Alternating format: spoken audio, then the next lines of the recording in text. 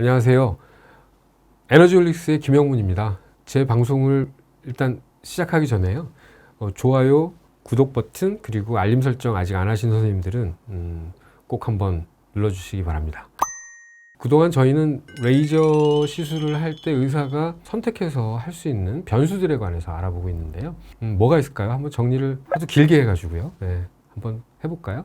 첫 번째, 의사가 이제 파장을 결정할 수 있죠. 어떤 레이저를 선택할 때 파장을 가장 먼저 결정을 할 것이고, 펄스 듀레이션 결정할 것이고요. 지난 시간에 했던 TRT와 연관된 펄스 듀레이션을 할 거고, 결정할 거고, 오늘 또 할 펄스 듀레이션 다음에 다음 펄스까지 얼마나 쉴 건지 딜레이드 타임을 결정할 수 있을 거고요. 그 다음에 에너지 값, 플루언스 값을 결정할 수 있을 거예요. 파워 덴시티라고 또 설명할 수도 있겠죠. 또 뭐가 있을까요? 그리고 빔의 형태, 컨벤셔널 빔인지 프랙셔널 빔인지 이런 걸 선택할 수 있을 거고, 또 한 군데 여러 번 스태킹해서 쏠 건지 아니면 여러 패스를 돌려서 쏠 건지 그런 것도 결정할 수 있을 거고, 또 한 가지는 쿨링도 냉각도 아마 결정을 할 수 있을 겁니다. 아마 보통은 7, 8가지 정도의 변수를 의사들이 선택을 할 수 있고요. 그걸 이용해서 레이저 치료를 하는 것이 저희 선생님들 대부분의 일상이신데, 오늘 제가 말씀드릴 거는 그 중에서도 딜레이드 타임에 관련된 내용이 되겠습니다. 자, 우리가 이제 어떤 펄스를 가지고 있는 레이저를 사용을 이렇게 빵 하게 되면 펄스가 요만큼 나온단 말이죠. 이게 예를 들면 여기서 지금 20ms를 얘기했는데, 여기서부터 여기까지의 펄스 듀레이션이 20ms라고 합시다. 20ms인데 20ms 동안에 레이저가 빵 쏴지면 우리 조직에 반응하는 온도는 어떻게 될까요? 우리 조직에 반응하는 온도는 처음부터 온도가 막 수직 상승하지는 않을 거고요. 그죠? 이렇게 서서히 올라가서 피크치를 그리고 다시 서서히 식을 거예요. 조직의 온도는. 그래서 우리가 피크 온도부터 요 온도의 반이 될 때까지 요 식는데 걸린 시간, 다시요. 요 피크 온도로부터 요 피크 온도의 반이 될 때까지 식는데 걸린 시간, 요 시간을 우리가 서멀 릴락세이션 타임이라고 지난번에 약속을 했습니다. 이 서멀 릴락세이션 타임이 펄스 듀레이션보다 기냐 짧으냐, 이거에 따라 조직 반응이 많이 바뀌고, 그 이론을 말씀하신 게 락스 앤더슨 선생님의 셀렉티브 포토 서멀라이시스 이론 중에 이제 TRT 내용인데요. 그런데 우리가 근데 이거 한 번만 쏘고 말 게 아니고 펄스가 여러 번 나간다고 생각을 했을 때, 그럼 쉴 동안 어떤 변화가 생길 건지 한번 생각을 해볼 수가 있죠. 어떻게 될까요?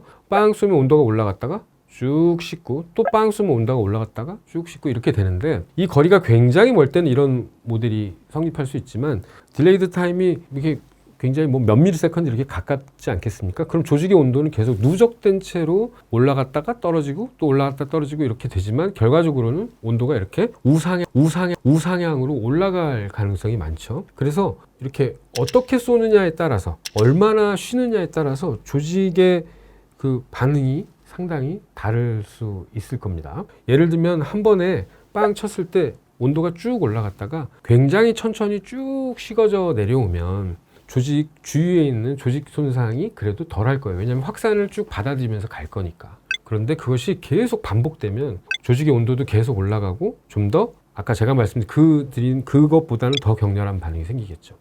그렇지만 딜레이드 타임을 갖는다고 하는 건 조직 온도를 상승하는 데 있어서는 분명히 핸디캡으로 작용할 것이고, 거꾸로 이야기하면 의사들 입장에서는 안전함을 보장받을 수 있는 거죠.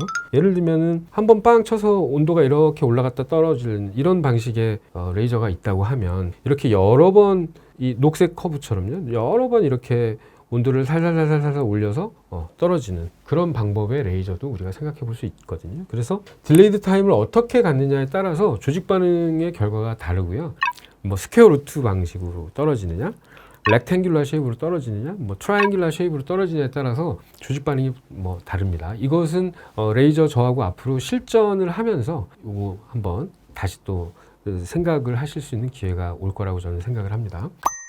그 다음에 이제 우리가 얘기했던 플루언스, 파워 덴시티, 이것은 뭐 지난번 첫 시간부터 해가지고 말씀드렸던 내용이기 때문에 간단히 설명을 드리면, 이렇게 여러 가지 것으로 우리가 표현을 하는데, 그 중에서 우리가 가장 객관적으로 에너지의 값을 설명할 때는 우리가 파워 덴시티란 말을 쓴다. 그래서 단위 면적당, 단위 시간당의 에너지 값, 우리가 그것을 파워 덴시티라고 얘기를 하고요. 이런 여러 가지 다양한 용어로서 플루언스를 표현한다. 이런 말씀을 드리도록 하겠습니다. 마찬가지죠. 파워 덴시티, 에너지 덴시티 지난 첫 2시간에 말씀드렸던 그런 내용인데요.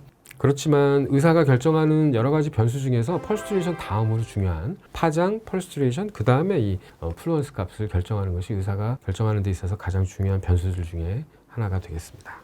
그래서 아까 말씀드렸던 그 딜레이드 타임을 어떻게 주느냐에 따라서 예를 들면 IPL 같은 경우, 빛의 경우는 어떠냐면 지금 보시는 것처럼 이런 트라이앵귤라 쉐입으로 이렇게 떨어지는, 한번 밟았을 때 IPL이 쭉 나왔다가 빛이 나왔다가 쭉 이렇게 떨어지는 이런 방식의 그 형태를 우리가 프리디스차지 방식이라고 하죠.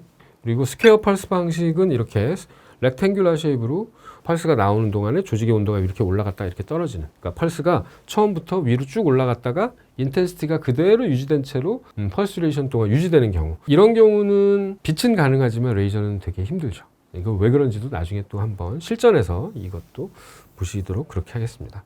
그래서 다양한 방식의 이런 레이저의 그 펄스의 방법이 있죠. 그래서 딜레이드 타임 또 이런 것들을 이용해서 우리가 조직 변화를 달리 만들어낼 수 있다, 그런 말씀을 드리도록 하겠습니다. 그런 방식 중에 빛을 이용하는 치료 IPL과 관련해서 이런 공식이 하나 나오거든요. 이제 나중에 설명드리겠습니다만 빈의 공식이라고 하는 건데, 빈의 변이 법칙이라고 하는 건데, 어떤 IPL 중에 특정 IPL이 이런 그 내용을 따르죠. 물론 뭐 빛이 아주 일반적인 현상이기도 합니다만, 이것은 다음번 흑체와 관련된, 블랙바디와 관련된 플랑크 상수 이론을 설명드릴 때 한번 다시 한번 설명드리도록 할게요. 간단히만 보고 가겠습니다. 이 빈의 법칙은 나중에 나올 거라 간단히만.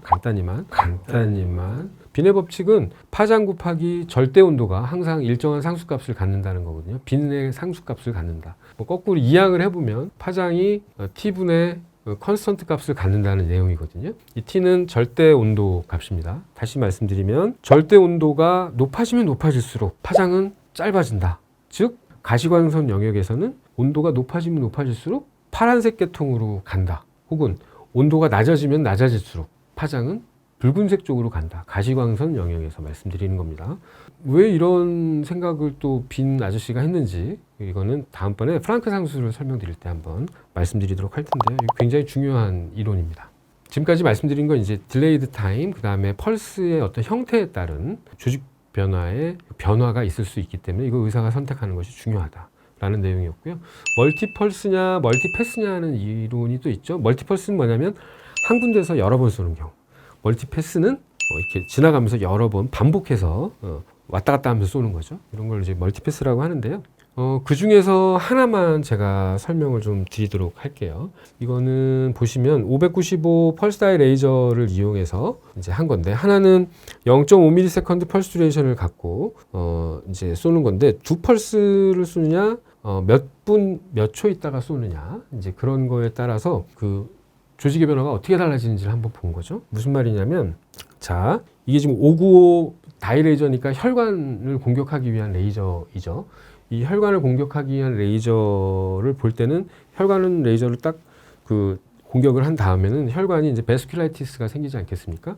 이 베스큘라이티스가 생기는 뎁스가 어느 정도냐에 따라서 인텐시티를 우리가 확인할 수 있겠죠. 그런데 보시면 1펄스로 7플루언스로 공격한 경우, 그 다음에 2펄스로 7플루언스, 얘는 같은 다 2펄스인데 얘는 1초 있다가 한 번 더 공격한 경우, 얘는 30초 있다 공격한 경우, 5분 있다 공격한 경우, 또 더 이게 바뀌었네요. 3분 있다 공격한 경우, 5분 있다 공격한 경우에 어떻게 조직 반응이 바뀌는지를 한번 봤더니 같은 2플러스여도 한참 있다가 공격하면 어때요? 1초보다는 30초, 30초보다는 3분, 3분보다는 5분일 때에 더 한참 있다가 공격하면 공격할수록 베스큘라이티스의 뎁스가 더 심화된다는 걸 알게 되죠. 이건 뭘 뜻하냐면 조직 반응이 생긴 다음에 우리가 조직이 탄화되거든요. 카보니제이션이 됩니다. 카보니제이션. 이 탄화 반응이 생긴 다음에 또 다른 에너지가 들어가게 되면 조직 반응은 더 격렬히 일어나겠습니다. 그래서 한 군데에서 여러 번 스태킹해서 하는 치료, 그것은 더 격렬한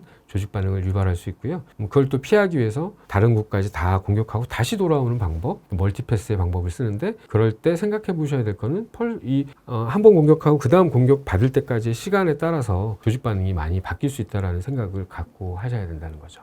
그래서 제가 오늘 말씀드린 내용으로 그 레이저 치료에 우리 의사들이 선택할 수 있는 여러 가지 variables, 변수들에 관한 내용은 정리를 한번 마치도록 하겠습니다.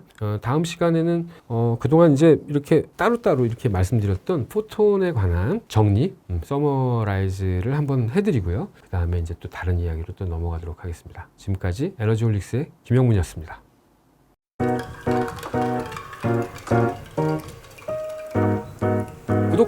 구독하기 알림 설정 구독하기 알림 설정 구독하기 알림 설정 구독하기 알림 설정